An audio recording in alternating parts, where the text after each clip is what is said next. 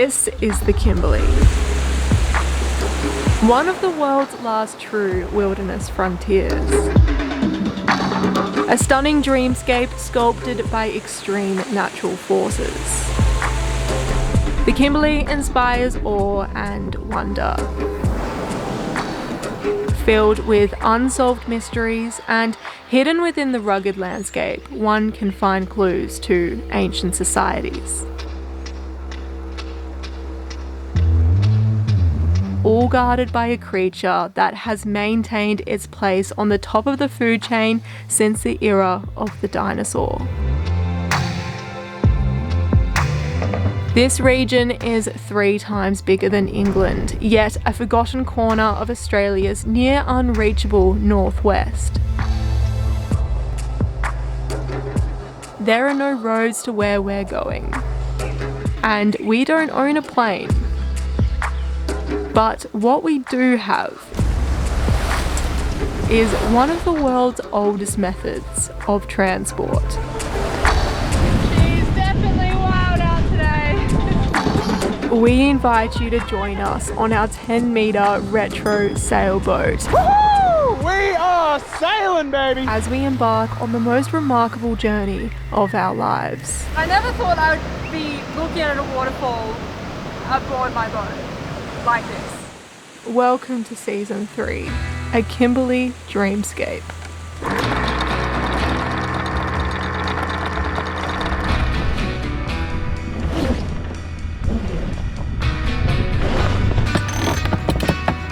We have finally raised the sails and pointed Nakama's bow out of Darwin, where we have just spent the last few months repairing and making upgrades. This is the boat job extravaganza. Following a minor hiccup, involving a small stint on the hard stand, The sticker just fell on me. we can't believe we are underway. Should I say it? Okay, if you want. I think we're officially underway. We're straight back into it with a 200 nautical mile ocean crossing from Darwin to the Berkeley River. When we next drop anchor, we'll officially be in the Kimberley and officially Western Australia. But we got to start off with a good brekkie, don't we? Yeah. Brekkie is the most important meal of the day, just shy of dinner. While we're just motoring out and everything's pretty chill, I thought I'd just give you a little tour of what's new on Nakama. Obviously, we've made some upgrades, got some different things aboard, so I just wanted to show you what's going on for our next leg of the trip. This next leg will obviously, as mentioned, take us through the Kimberley, but also down the West Australian coast. Our plan is to pick things up a notch, using the winter to get to Perth, and then the summer to get across the Great Australian Bight. We want to be in Tasmania by early next year. We might be dreaming a little bit here, trying to cover around 3,500 nautical miles, while also attending university, making videos for you, and of course, actually enjoying the sights. But nonetheless, that's the kind of insane ideas we think up aboard Nakama, and precisely what we are striving for. So if you're keen to see how that pans out, hit that subscribe button. So starting at the front of the boat, very, very, very front of the boat, we have a new anchor. We replaced our old anchor as it was just so unreliable, and we now have a Rockner 20 kilos, a Rockner 20 on the bow of Nakama. So yeah, that's on the bow, which we're stoked about. Then, not too far away, we've got some new sheets, fluorescent green. She makes Nakama look very sporty. And then, not too far back again, is the big elephant in the room. She kind of does look like an elephant because she's the perfect grey. Is our Highfield 260, not PVC, Hyperlon with a hard bottom and anchor locker. Very schmick, which we're stoked about. She does fit between the inner forestay and the mast pretty well. Like, we've got a lot of room up here between the two. However, she's just a little bit wider than our old dinghy at the back, so unfortunately we have to deflate one tube to get her between the rigging. She's a little bit skew-with, maybe we can straighten her up, but anyway, she fits on our foredeck. That's epic. She's gonna make a world of difference. Next up, last year we didn't have jerry cans on the deck. We actually changed the position of our jerry board from these stanchions to just a little bit further back, as we didn't have enough room to walk with the tender if there was also jerrys here, and also they would have been a little bit too far forward. So we put them a little bit further back, and we now have jerrys on deck. We've got a mixture of unleaded, diesel and water. It's important for us to be able to carry as much fuel as possible, and we spent a good part of the morning on the fuel wharf ensuring that. All right, officially fueled up. Now it's just a Tetris game once again, getting all this fuel into position. As we've said, the Kimberley is pretty far removed from civilization, and our opportunity to get fuel will be extremely limited. On top of this, we'll be cruising through river systems and experiencing lighter winds. So there's a good chance we'll be doing more motoring than we usually would. And then on this side, we've got another 3, diesel, water and diesel. So all up, we have 210 litres of diesel, 70 litres of unleaded and 220 litres of water. But we're not too concerned about the water, as we'll be chasing waterfalls along the way. And then we also have our beautiful new sail, mainsail, much needed new mainsail. We're just stoked with that. Such a massive upgrade and improvement aboard Nakama. So yes, very exciting to give that a whirl shortly. And then we've got our new tiller, as our old one was just absolutely shot. It pretty much is just like hollow. And then we've got our new Yamaha 15 horsepower 2-stroke outboard, which we are absolutely frothing over. Like, that with our new tender is the perfect combination. Lifting it is a little bit trickier, a little bit different, but totally worth it to have it on board. Anyway, some great things aboard Nakama. She's as ready as she'll ever be. I also forgot to mention the Starlink, which is bringing you this video. So cheers, Elam. Anyway, we hope you enjoy this season. Let's get this boat on the road.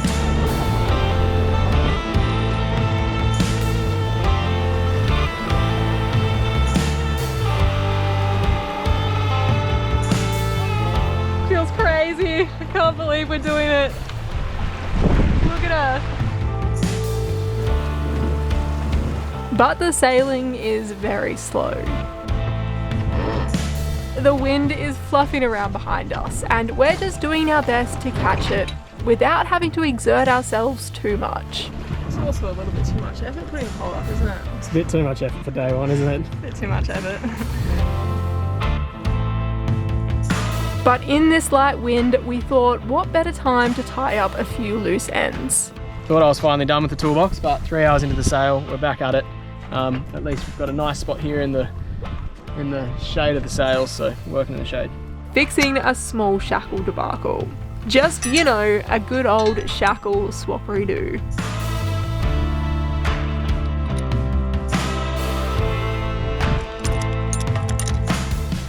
Sorted. And deflating what we won't be using for a while. It's official, we're underway. We won't be needing these for a while. Until eventually some wind crept in.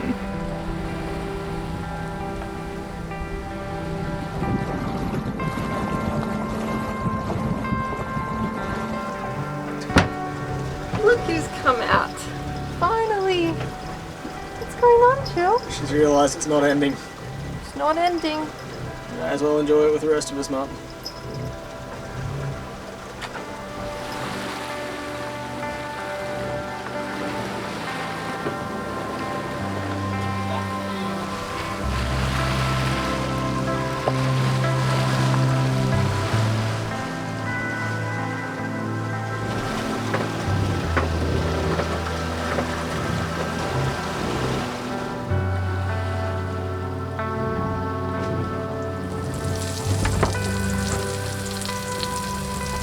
Soap's cooking dinner, first night back out. Nakama's feeling so far so good. Hopefully this wind stays in for a little bit, because we're still sitting on about 5.5 knots at the moment, which is nice. Normally the last couple nights it's dropped out to a complete glass lake on anchor, so yeah, we're expecting it to be much the same out here. We're not kidding ourselves, this wind's just a little gift for a while. We might have to do some motoring through the night. As we knew it would, but a little earlier than we had hoped. The wind has left us. Well, we think that's it for the wind. We've been left with about 5 knots behind us and we're doing 2.7 knots. We were going so well and then it just like bleh.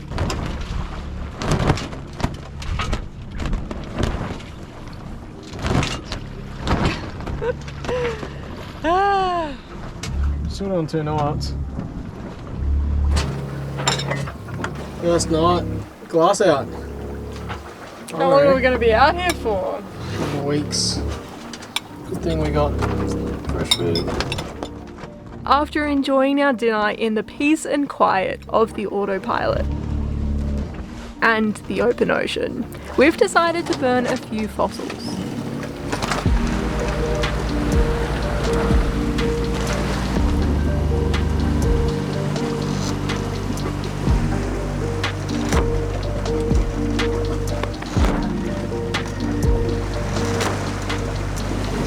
I hope we've brought enough diesel. We've brought as much as we could without sinking the ship. We'll be a lot lighter after this crossing though. But on diesel rations, we'll take whatever wind we can. We've felt a slight breeze on the cheek. Better, isn't it? Crazy out here. It's crazy, it's wild.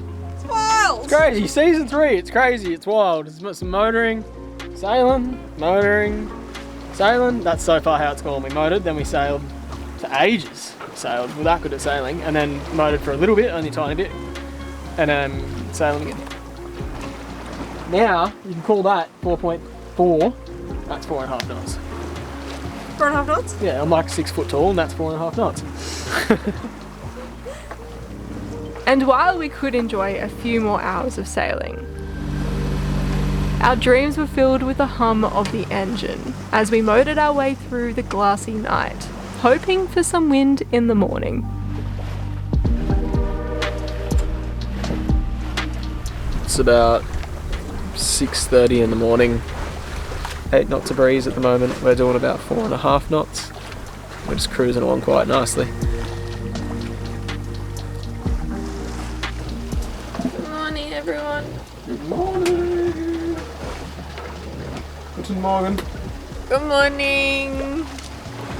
I just got up.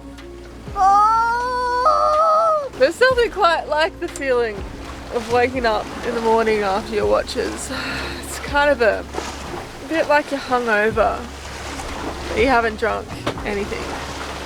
We can't see land anymore. We're in the middle of this gulf, which I actually still don't even know what this gulf is called. Yeah, neither. No idea what this gulf is called. Anyway, we're in this gulf and I need a coffee.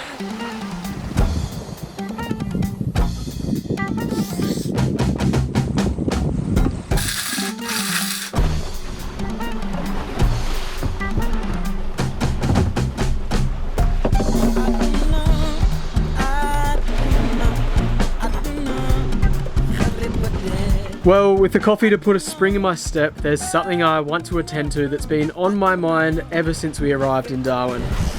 I've been too busy knuckled down in boat jobs, but it's finally time to wet a line. Haven't put that little thing out in a while. See how we go, eh? I was in it for the long haul, but it didn't take that long. Whoa, we're onto something big. We're on, Soph. We're on. Al's in bed, but I'm up. Oh, that was a good run. Do you want me to slow us down? Yes, please. This thing's big.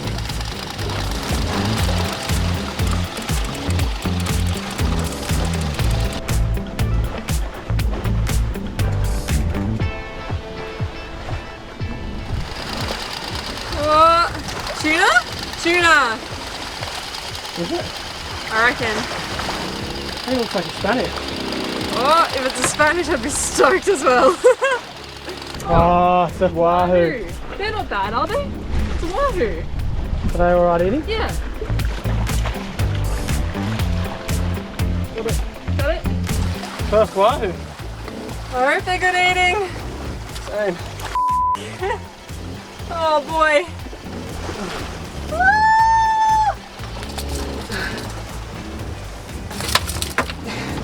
Good job, babe. Holy. Wahoo, wahoo. I was just about to say, wahoo, we got a wahoo. Chili. What's that, Chill?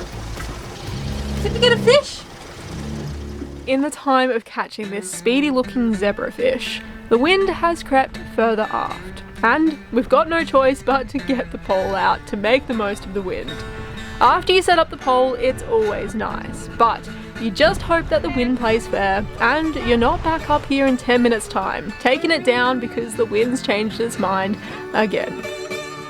Wahoo. It's officially season 3 pole jam. Man, this is bringing back memories. Yeah, this is Poles, pole. fish, wind and waves, sailing. Woohoo! Wahoo! Not woohoo. Our first ever one. Pretty psyched on that. We don't know what it tastes like. We were a bit sus, but I think we're going to give it a crack. Hopefully it tastes good. Looks like a Spanish mac. Hopefully it tastes like one. Days move slowly but quickly out here, between catching and filleting fish, and then cleaning the cockpit, sail changes and snoozes. It's nice to kick back and read a book as we edge our way closer to the Kimberley. We savour these moments as, believe it or not, it's not often we make the time to slow down and just do nothing like this.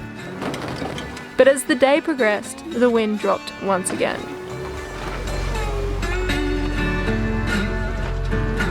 Positively, the cat hasn't dropped dead, so we've decided we'll sample the fish ourselves. I had the plan to make like Thai fish cakes tonight because I've always wanted to make them, and I was about to make them and I was like, oh, maybe we should taste it just plain, just in case it's a bad fish, before I go to the effort of making fish cakes and then like we go to eat them and we're like, ooh. But It's a really good we fish. had a little bit of a nibble and so far it's very promising. People are probably going to be like, you guys are idiots. Alright, sample. Sample.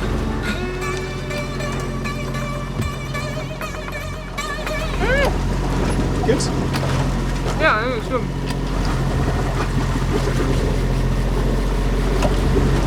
What's the verdict? Stoked we kept it. So, should I continue with my fish cakes? You may proceed with the cakes that made of fish.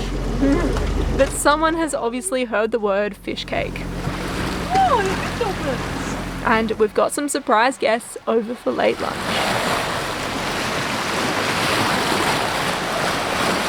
Caught another fish today as well. Doesn't look so appetizing though, does it?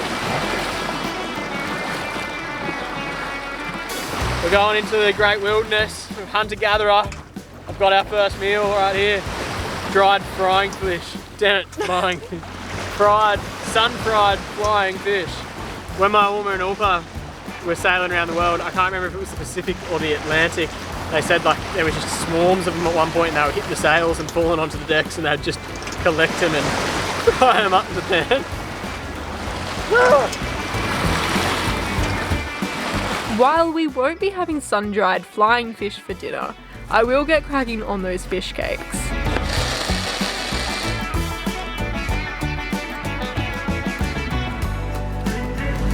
Not bad. Looks pretty good, eh? Yeah.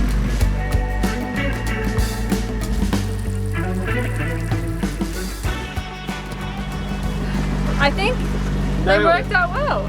So it was a little bit noisy to talk down there with the engine, but basically I just put a couple of fillets of that fish in the blender and blitzed it, along with also blitzing onions, garlic, chili, fresh chili and some coriander that we needed to use. And then I just literally blended that all together with a little bit of salt and a little bit of soy sauce, and I made them into like patty shapes and then coated them in panko crumbs before frying them. They've actually turned out really well. That's the first time I've ever made fish cakes. So yeah, pretty stoked. Wahoos, we now know that they're definitely a keeper. Bet a lot of you could have told us that earlier. We didn't know, now we do. Beautiful. So far, I rate it over the Spanish. It's more chickeny. And all I want in a fish is a good sea chicken. Basically, all I'm looking for in a fish is to taste like chicken.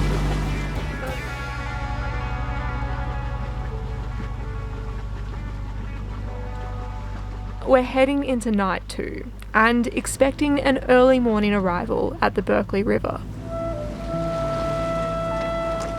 With no signs of wind, we're settling into a comfortable night with only one obstacle. We're just passing a gas rig out here. Been a bit of an interesting experience really. It doesn't really show up much on the charts, so oh, yo, soap's up. Oh, there we are.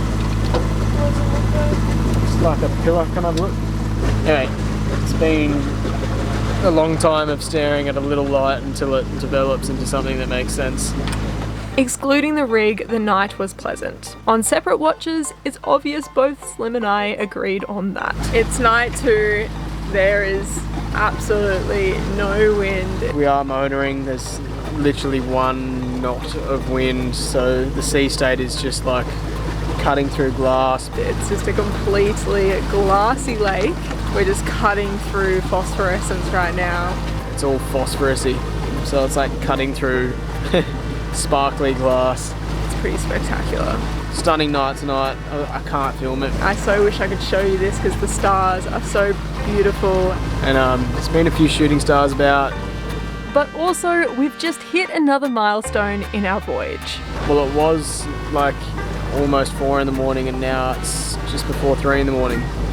We've just crossed the border into WA. It's kind of cool. I was like, went to check the time and was like, it's going backwards. We are in Western Australian waters. Kind of cool. Sophie will like that when she wakes up.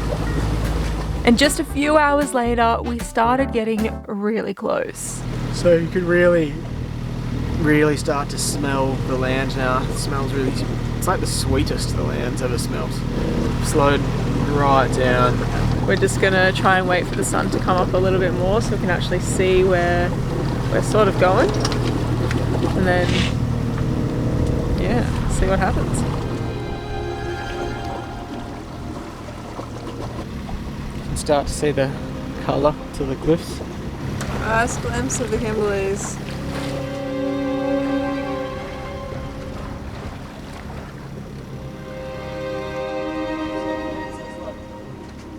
It just looks like we've rocked up in the Kimberleys. All the photos you see they're real. Like, it just looks insane. I can't believe we've just rocked up here.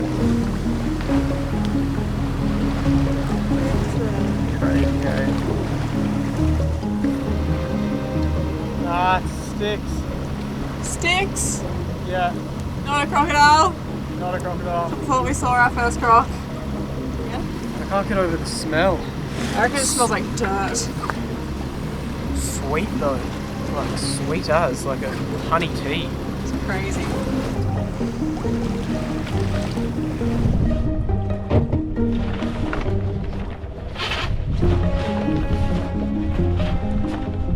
We made it, babe!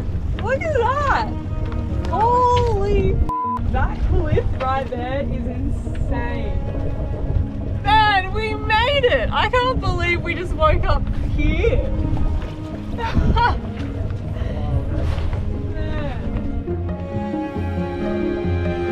It truly was a surreal morning. We were just lost for words when trying to explain the feeling of arriving here. Man, it's crazy. It just feels so surreal. We're here. We're here, I can't believe it. It feels crazy. It's amazing. Wow. Although it took us around 48 hours of sailing, it feels as though we have been teleported to an entirely new world. Far out, these rocks are just mind-blowing. We're creeping around the backside of this island to drop anchor away from the swell.